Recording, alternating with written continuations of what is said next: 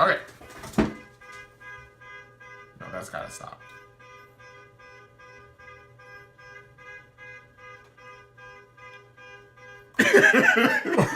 I can't say anything once.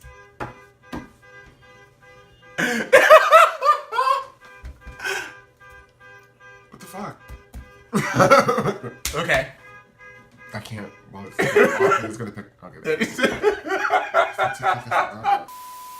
Happy weekend, brunchers. I'm Baby Minogue. And I'm Andre. And this is Too Much for Brunch. Today's episode is going to be a little heavy. You know, I try to like kiki with all you girls, but you know, sometimes you gotta talk about the real. That's right. Go ahead. Yes. So my thing is, I moved across the country, meeting new people, and I'm looking to date. And I have reservations about the realities of monogamy in like today's like dating climate, you know? Yeah. So, in 2016, do you think monogamy is necessary? And do you think it is possible? Well, I think it is definitely possible. My stance on that is that if you find that significant other, that person that gets you, you know, that knows you, the longevity of that is what I'm talking about, is that finding your best friend of sorts, you know, that other person that knows everything about you. Like, you know, my last relationship just ended up 10 years, passed away. And yeah.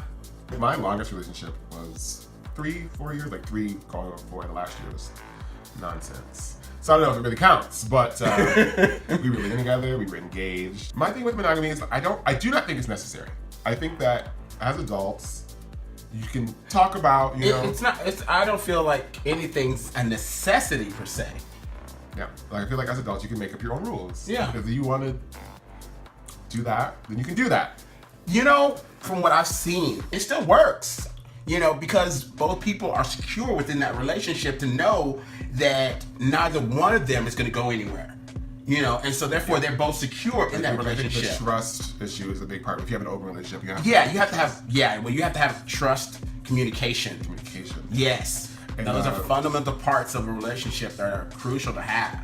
And why I think monogamy is not feasible, I don't know possible because it's possible, but I don't think it's realistic just because today's climate, like I said, I moved here in October. Mm-hmm. So I'm on all the things. I'm on like the OkCupid and like the Plenty of Fish and like the Grindrs and the Growlers and the Scruff or whatever the fuck. Like I'm on those things, and it's like I see the people on there who say I'm partnered, I'm married, I'm exclusive, and then like in their profiles it would be like master mass, like only looking for tops, and like when you said you're exclusive, like you're not though.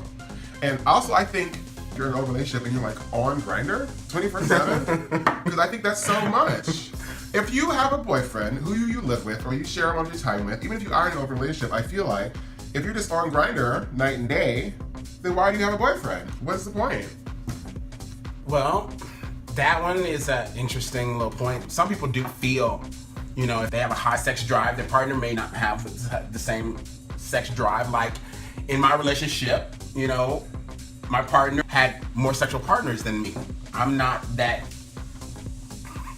for lack of a better word, you know, promiscuous, slut, whatever. You don't know my life.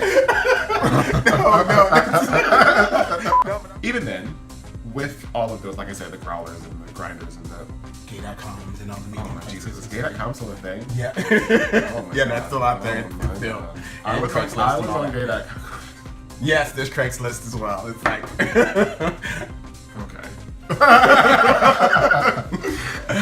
I just feel like the trust that it would take to have someone and have them like just be on Grindr. Like I don't think, even if we were in an open relationship, if you are actively looking for another partner, then that's not an open relationship to me. That's you actively looking for someone else. No, wait. It's a particular personality type. I think that really works. Like maybe if you both wanted to do it, like if you both wanted to be on Grindr. Not necessarily, because I was like, because I've seen that where one partner, you know, they've been together for 6-7 years, and they literally like one of them is not this high of a sex drive, and so the other one, you know, he he liked being on Grindr and he liked being on all the sites and whatnot. But they talked about it, and it was something that was always talked about. It wasn't something that was ever left in the shadows. It was never that little secret, you know, that no one talks about. No, that this was literally, if they're going to have this going on, they both talked about it.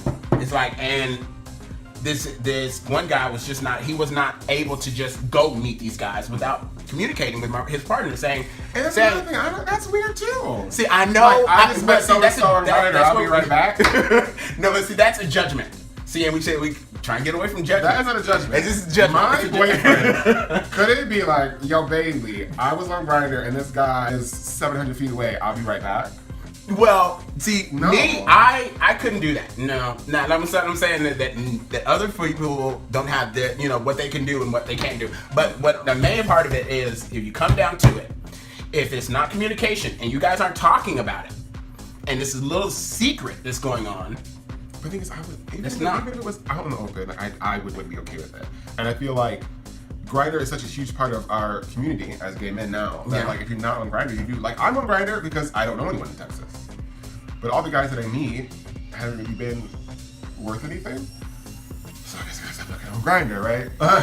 Well, yeah. What are you really looking for when you're on Grindr, Craigslist, and these guys with their hat and, you know, half naked, you know, sort of, you know, things out and whatnot. So it's like, what are you really fishing for? Monogamy is about having your partner, someone that's there with you always through thick and thin, sadness, sickness. It's all of it.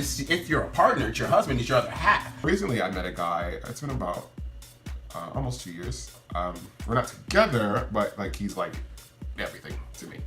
And I realized that like being okay with Will fucking around. Mm-hmm. And even though we aren't together, like I still find myself like not sleeping with other people because I feel like it's dishonest. Even though he's like 1,600 miles from me, he's nowhere near here. Right. But I still find myself like not hooking up because I don't want to, you know, like I don't want to come off like I'm being dishonest. But it seems like to me that there's some serious feelings there that are still there and that are strong. That if you still feel that way, it's really strong. It's like, cause I'm gonna tell you, it's like when Rick and I were together, you know, we broke up like a few times. We would argue. It was like, you know, but we had a few things that were going, you know, for us. We had some barriers. You know, we had an age differential. You know, we were, you know, 17 years apart in age, and white and black, and he came from, you know, he had money. And I didn't have any money, and so we had a lot going for us. So it was a lot of barriers that we had to overcome, but it took work. It took a lot of work, and it took both of us wanting to stay in the relationship and work on it. Because the more we argued, the more I didn't want to give myself to him. Yeah, it was like I want to give myself wholeheartedly to him. I want to give myself wholeheartedly to the person I'm with. It's because it's a lot of emotions that I'm giving up, and I have trust issues, you know, already. So if I give myself to someone, that means I'm letting down some serious walls and some barriers to allow you in. And if I do that and you know, defile that by going off with someone else, that right there will completely break me off. And he never did. Although he wanted to. And he told me that repeatedly, how he wanted to. And that's what we were talking about, the communication.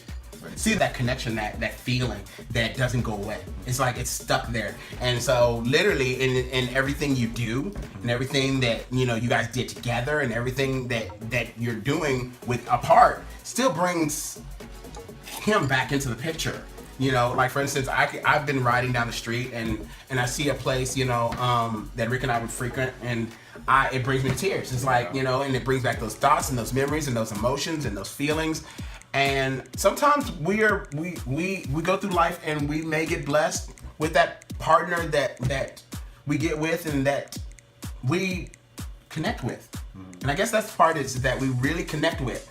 And that person knows us. They know the good, the bad, the uglies, and they love us through it all. And so that right there means that I don't have to hide. I told him that. Like I was like, I'm usually not this vulnerable with people, so I'm really uncomfortable with this. Yeah. Yeah. And so I had my best friend meet him, and like I left the room or something. My best friend is like, "Are you okay? Like I've never seen like, yeah, no one's ever talked to you like that in front of." Yeah. I was like, what did he say? Like, what did you do? Like, he was like, you didn't do anything wrong. It was just okay. Like my best friend really was like, I've never seen you be like that with someone. Yeah. It's interesting. It's this particular thing when two people are connected that way that everyone else sees whenever they're together. Yeah. This glow, this way that they talk, the way that they move with each other, just looks beautiful. Especially me, because as we all know, I'm not that pleasant of a person. Don't leave that alone. Well, that's our video for this week in Brunches. I hope you enjoyed it. Monogamy will definitely get your relationship stronger. Yeah. And even if you do decide to not be monogamous, it's not for everybody. It is. But it's, like you said, about the communication and the openness and trust. Yes. Sure. If you like what you saw, definitely follow us. Yeah. Join the conversation right here. Talk amongst yourselves below the picture. And I will be back next weekend with more brunch. Thank you for watching. Bye. Bye.